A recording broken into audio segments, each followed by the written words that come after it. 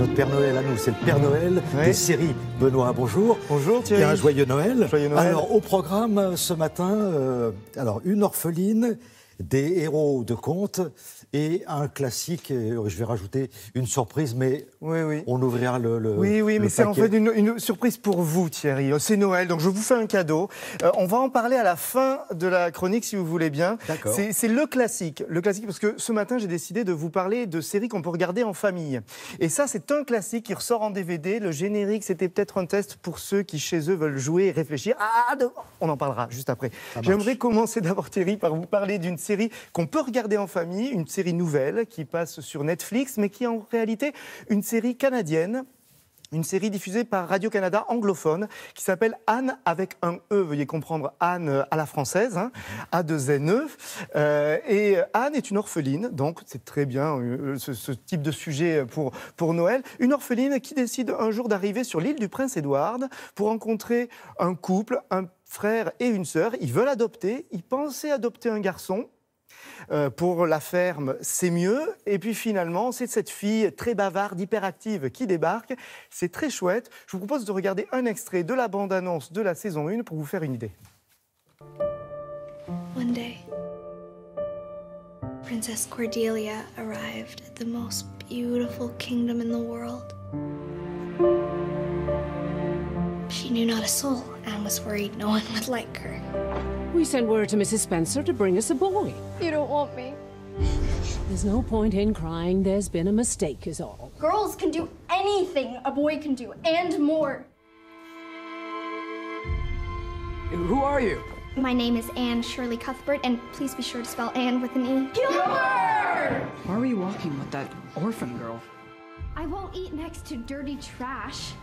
Anne avec un E, donc c'est sur Netflix en ce moment. Est-ce qu'on connaît Anne avec un E en France? Alors on ne connaît pas bien, mais c'est pourtant adapté d'un roman, d'un classique de la littérature jeunesse canadienne, qui a été publié en 1908 pour la première fois, signé Lucy Maud Montgomery. Ça a été quand même adapté en série dans les années 90 sous le titre Les Contes d'Avonlea. Ça a duré 7 saisons et ça a été aussi adapté en dessin animé manga à la fin des années 70 sous le titre Anne au pignon vert et la maison au pignon vert. C'est un classique très connu au Canada.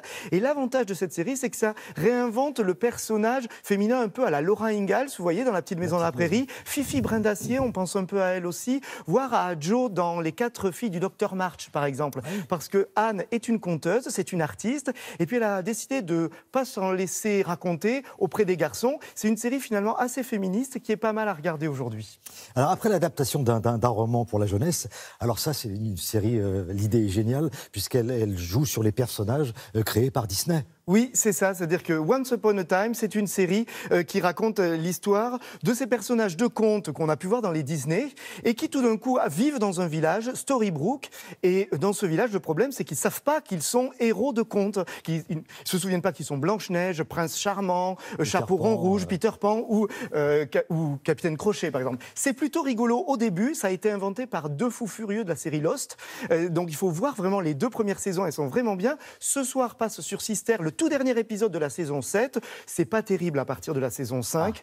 Voilà, ça finit mal, mais il faut regarder, c'est disponible sur toutes les plateformes. Hein, donc, Bon, parce que oui, allez-y Thierry, allez-y. Je peux ouvrir le cadeau? Vous pouvez ouvrir le cadeau, c'est pour la là. séquence vintage pour terminer. Parce qu'à Noël, c'est bien de regarder des séries modernes, mais c'est aussi bien de regarder des classiques. Et donc, ça y est, vous aimez? J'ai vu le nom de la comédienne. Alors c'est quoi? Regardez.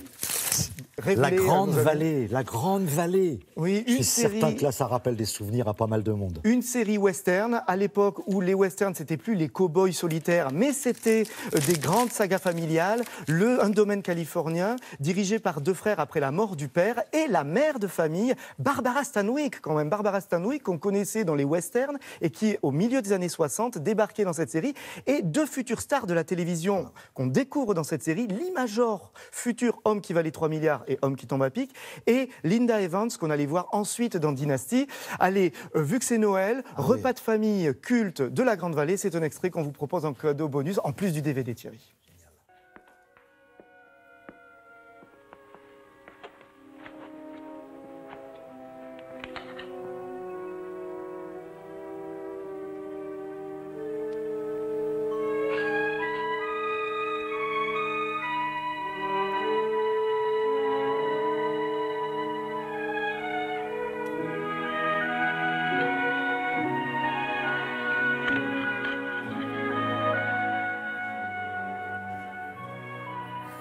réconciliation autour d'un bon steak.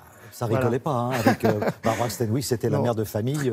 Très belle série à voir en famille, je vais tester avec ma fille, c'est super. Super, merci Benoît Lagan.